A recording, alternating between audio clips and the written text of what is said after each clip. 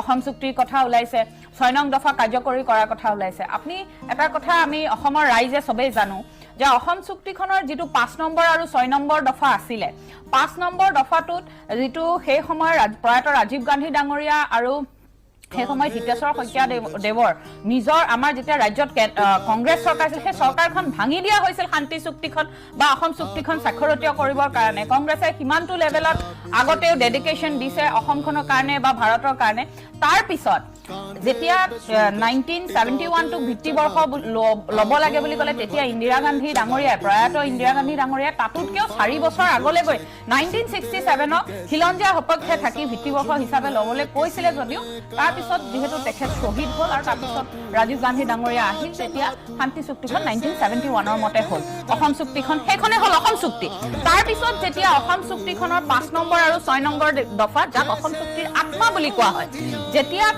1971 ক ভিত্তিবৰ্ষ হিচাপে মানিলে তেতিয়া হলে বিজেপি চৰকাৰে এই যে জাতি প্ৰেম দেশ প্ৰেম দেখুৱাই আছে কি যুক্তিত তেওঁলোকে 5 নম্বৰ দফাটো হত্যা কৰি 2014 চনলৈকে কাখন আনি পেলে অসমৰ 5 জনকৈ সফল ডেকা গুলিৱাই হত্যা কৰিলে যাক আজিলৈকে শহীদ বুলি ঘোষণা বিজেপিয়ে নকৰিলে এতিয়া কথাটো হ'ল তাৰ পিছত যেতিয়া কা আন্দোলনখন হ'ল স্বতঃস্ফূৰ্ত আন্দোলনখন হ'ল তাৰ পিছত অমিত শাহ আহি পেলে অসমত এখন বিপ্লৱ শৰ্মাৰ যিখন এখন আয়োগ গঠন কৰি দিলে প্ৰতিবেদন দিবলৈ দিলে বিপ্লৱ শৰ্মা আয়োগে তেতিয়াই প্ৰতিবেদন দিয়া প্ৰতিবেদনখন কেন্দ্ৰ চৰকাৰে আজি 4 বছৰ পাৰ হৈ গ'ল সেই প্ৰতিবেদনখন একচেপ্ট নকৰিলে আৰু এতিয়া যেতিয়া অসমত বিভিন্ন ধৰণে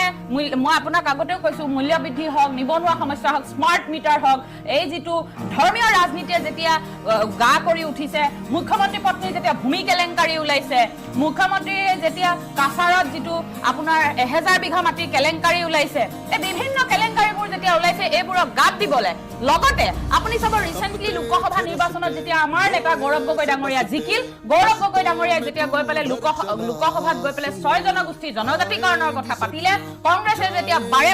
বাৰে অসম চুক্তি ৰূপায়ণ কৰাৰ কথা ক'লে কাৰণ বিজেপি অহাৰ আগতে কৈছিলে অসম চুক্তিখন ৰূপায়ণ কৰিব এটো তেওঁলোকৰ প্ৰতিশ্ৰুতি আছিল অসমলে কিন্তু যেতিয়া গৌৰৱ গগৈ ডাঙৰীয়া তাত গৈ 6 জনগোষ্ঠী জনজাতিকৰণৰ কথা ক'লে বিৰোধী ঐক্য মঞ্চ ইয়াত অসম চুক্তিৰ লগতে এই 6 নং দফাটো কাৰ্যকৰী কৰাৰ কথা ক'লে এতিয়া তেওঁলোকে ইস্যু ডাইভাৰ্ট কৰিবলৈ গৈ লখিমপুৰৰ ভিডিলা 4 ছেপ্টেম্বৰত এখন কেবিনেট পাতিলে আৰু যিখন কেবিনেটত সেই বিপ্লৱ শৰ্মা আয়োগখনে যি 67টা দফা 67টা ৰেকমেন্ডেশন কৰিছিলে তাৰে তেওঁলোকে 57টা মুখ্যমন্ত্ৰীয়ে হঠাৎ কৈ দিলে 57টা ৰেকমেন্ডেশন তেওঁলোকে কাৰ্যকৰী কৰিব পাৰিব তাৰ পিছত হঠাৎ কৈ দিলে 57টা নোৱাৰে 40টাহে পাৰিব কাৰণ আপুনি চাব তাৰ যিখন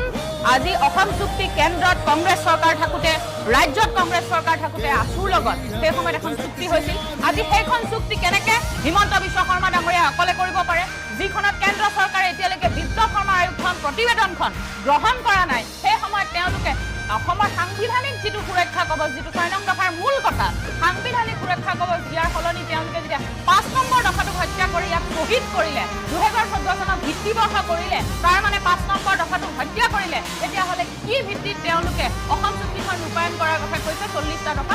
কেৱল মাত্ৰ বিজেপিয়ে জানিব হিমন্ত বিশ্ব